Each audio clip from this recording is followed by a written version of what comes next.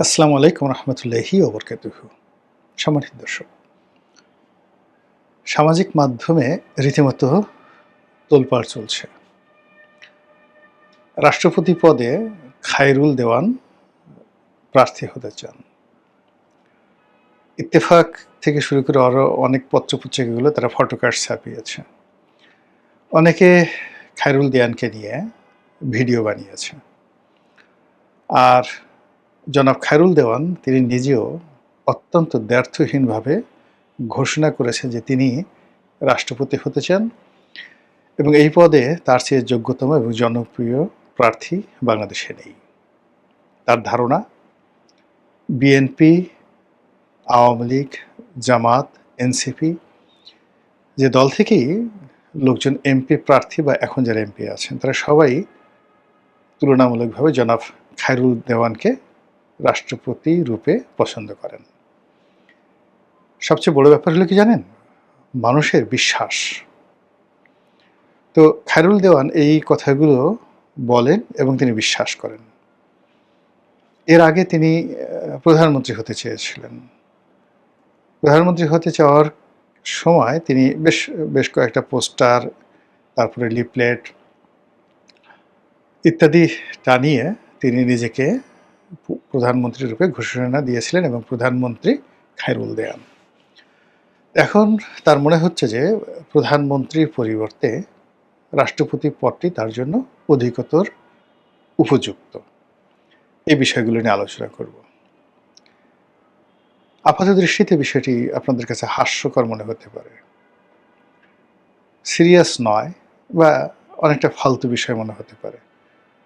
অনেকে নাক ছিটকে বলতে পারেন যে মিস্টার রনি, আপনার আর কোনো কাজ নেই? এত কিছু বাদ দিয়ে হিরো আলম, খায়রুল দেওয়ান, পরিমণি এই সমস্ত বিষয় নিয়ে আপনি আলোচনা করছেন, আপনার গলায় দড়ি দিয়ে মরা উচিত। আসলে আমার গলায় দড়ি দিয়ে মরা উচিত। আর আমি যে ঘটনাগুলো বলছি সেই ঘটনাগুলো শোনার পর আপনাদেরও গলায় দড়ি দিয়ে মরা উচিত। নিজের কথা বলি। ধরুন স্কুলে পড়েছি, কলেজে পড়েছি, বিশ্ববিদ্যালয়ে পড়েছি। ভালো ছাত্ররূপে আমার যে সুনাম এবং সুখ্যাতি ছিল সেটি কেবলমাত্র ফলাফল ভিত্তিক নয়। ফলাফলের বাইরে লেখাপড়া করা, জ্ঞান অর্জন করা, নিজে পড়াশোনা করা এবং অন্যকে অনুপ্রাণিত করা। এই ক্ষেত্রে বন্ধু বান্ধবদের মধ্যে নিঃসন্দেহে আমার অবস্থান শীর্ষ পর্যায়ে ছিল। পাবলিক পরীক্ষাগুলোতে ভালো করেছি, কিন্তু কর্মজীবনে এসে দেখা গেল যে আমাদের বন্ধুদের মধ্যে যারা একেবারে থার্ড বেঞ্চার বা আমরা কাউকে এমন অনেক রয়েছে যাদেরকে বন্ধু হিসেবে বিবেচিত করিনি, তারা অনেক অনেক বড় বড় পদ পদবীতে পৌঁছে গেছেন। ব্যক্তিগত জীবনে সততা বলেন, ন্যায়পরায়ণতা বলেন, তারপর নিজেকে ট্রান্সপারেন্ট রাখা বলেন, এই জিনিসগুলো সবাই বলে। তবে আমি আমার জীবনে ধরুন আমি ব্যবসা শুরু করেছি 91 থেকে এ পর্যন্ত আপনি বুঝেন কোনো সরকারি অফিসে, আমার ব্যবসা ছোটোখাটো ব্যবসা নয়, কোনো সরকারি অফিসে একটি সিঙ্গেল টাকা ঘুষ দিতে হয়নি টিল নাও। যদি কোনো অফিস কর্তা বা কোনো ব্যক্তি বলতে পারেন যে মিস্টার রনি ঘুষ দিয়েছেন, আপনারা যে বিচার করবে সে বিচার মেনে নেব। এই হলো আমার জীবনের ট্রান্সপারেন্সি। তারপর অন্যান্য ক্ষেত্রে মোটামুটি যতটুকু সফল হওয়া দরকার ততটুকু সফল হওয়ার জন্য চেষ্টা করেছি এবং আল্লাহ বরকত দিয়েছেন। কিন্তু আমি একটি দলের মনোনয়ন পাব, আবার এমপি হব, তারপর রাষ্ট্রপতি হব, প্রধানমন্ত্রী হব, এই জিনিসগুলো আমার ডিকশনারিতে ঢুকে না, আমি কল্পনাই করতে পারি না। অনেক মানুষ তরতর করে হয়ে যায়, কিভাবে যেন হয়ে যায়। তা আমার কাছে মনে হয় যে এই বিষয়গুলো আছে, ঠিক আছে, যেহেতু আমি বুঝি না ওই বিষয়গুলো আমার মাথায় ঢুকে না। আমাদের এই চোখের সামনে যাদেরকে দেখলাম যে একেবারে ফিরিতে বসা, রাস্তায় চলতে পারছে না, ১০০ টাকার জন্য মানুষের কাছে হাত পাচ্ছে, সেই মানুষগুলো মন্ত্রী এমপি হয়ে যাচ্ছে। এটা কি করে সম্ভব? এটা আমার মাথায় ঢোকে না। তো সেই ক্ষেত্রে আসলে খায়রুল দেওয়ান রাষ্ট্রপতি যদি হয়ে যান বা হতে পারেন, বা আমাদের সমাজের যে বিবর্তন এই বিষয় নিয়ে যে লোকজন মাতামাতি করছে, এটা অস্বাভাবিক কিছু নয়।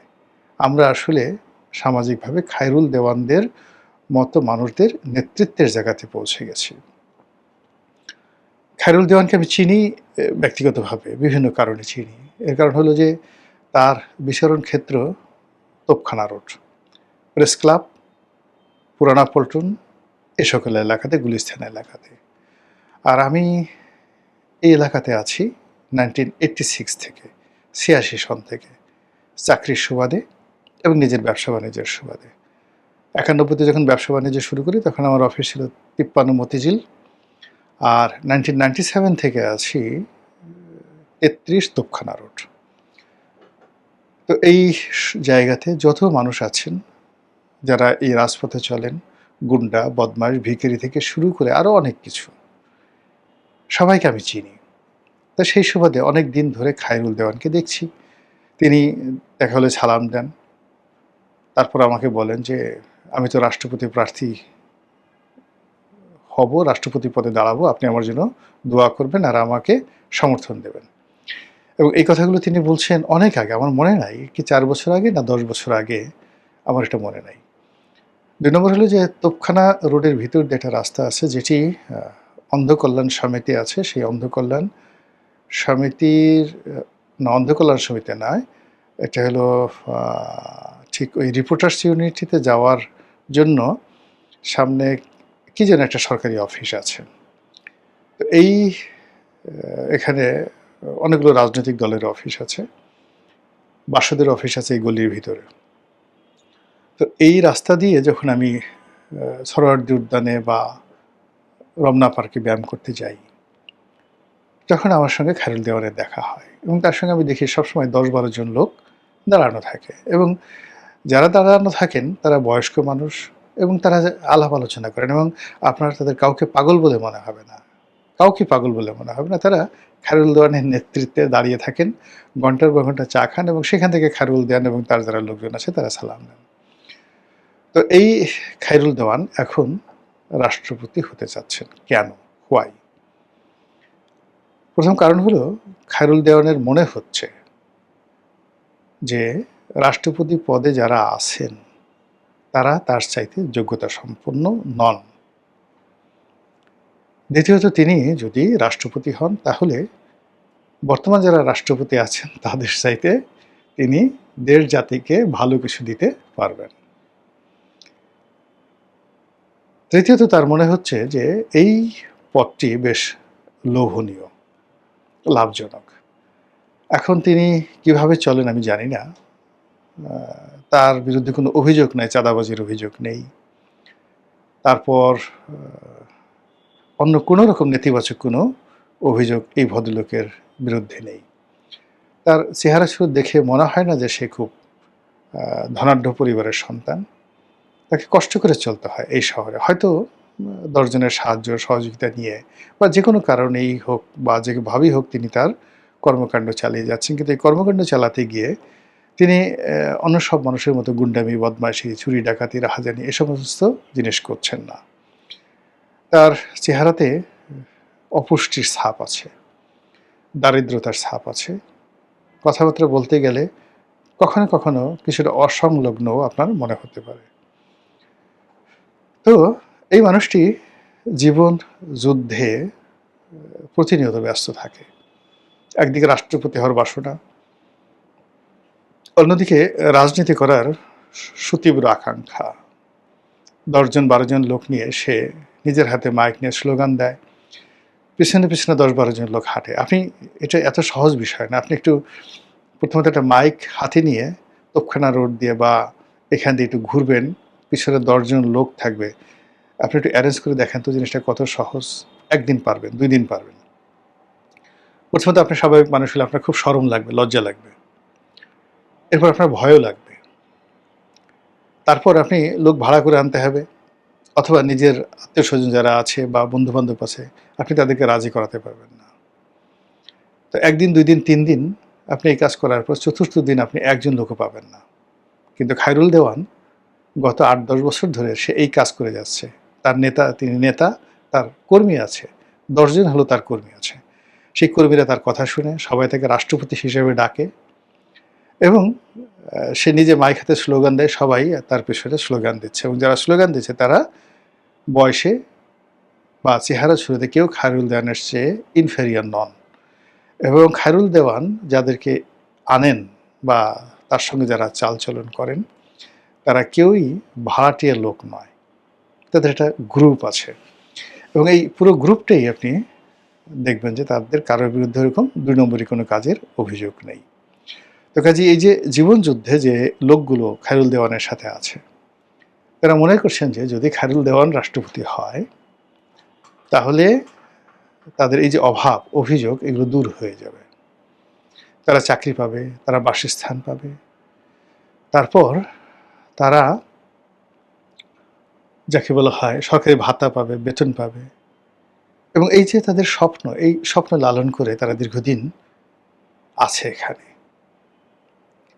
এবং এই যে মানুষের স্বপ্ন দেখে বেঁচে থাকার যে প্রবৃত্তি এটা আদিম।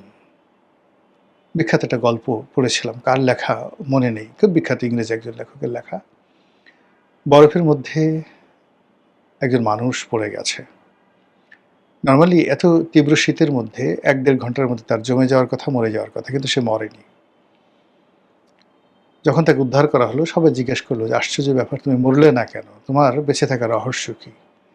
সে তখন বলল যে আমি রাতে যখন ডুবে যাই তখন অনেক দূরে একটা প্রদীপ জ্বলছিল, আমি দীর্ঘক্ষণ ধরে ওই প্রদীপের দিকে তাকিয়েছিলাম আর মনে মনে ভাবছিলাম যে এই প্রদীপের আলোটি আমার গায়ে লাগানো আছে এবং ওই প্রদীপ থেকে আমি উত্তাপ নিয়েই আমি বেঁচেছিলাম। এই হলো মানুষের মাইন্ড অ্যান্ড সাইকোলজি, মানুষের মন এবং মনস্তাত্ত্বিকতা।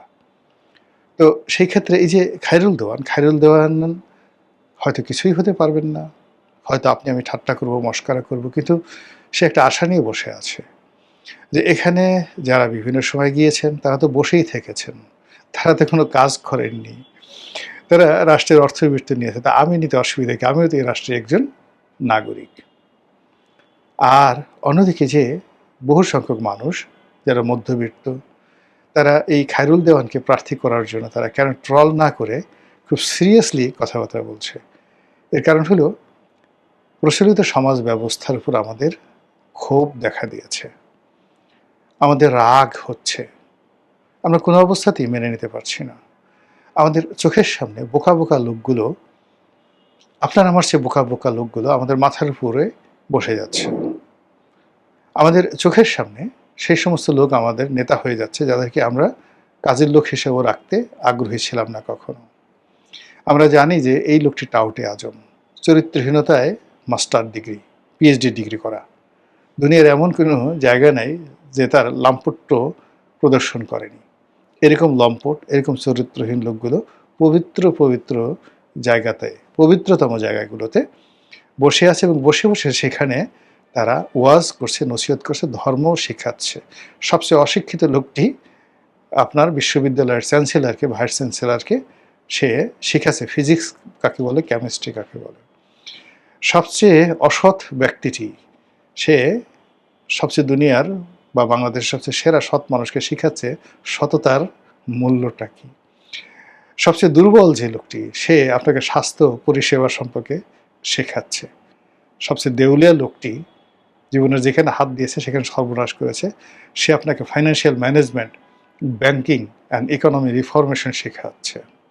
সবচেয়ে ভীরু এবং কাপুরুষ যে সে আপনাকে দিল্লি জয়ের স্বপ্ন দেখাচ্ছে, যে একটা ইঁদুরের ডাক শুনে স্থির হয়ে পড়ে যায়, তেলাপোকা দেখলে ফিট পড়ে, যদি একটা কেসও আসে বা একটা জোক আসে সে বাবা দাদা ১৪ গোষ্ঠীর নাম করে সে চিৎকার পাড়তে থাকে। তো এইরকম মহাবীরের লোক যারা, মহাবীর প্রকৃতির লোক যারা আছে তারা ভারতের 7 সিস্টার দখল করে ফেলার জন্য চোখ গোল গোল করে 10 ব্যাটারি লাইটের পাওয়ার চোখ দিয়ে বের করে ফেলে। তো এই দৃশ্য দেখার পরে আমাদের খুব রাগ হয়, ক্রোধ হয়। এই যে প্রচলিত বিধি ব্যবস্থা, সমাজের যে অধঃপতন, এগুলো নিয়ে আমরা চিন্তিত হয়ে পড়ি।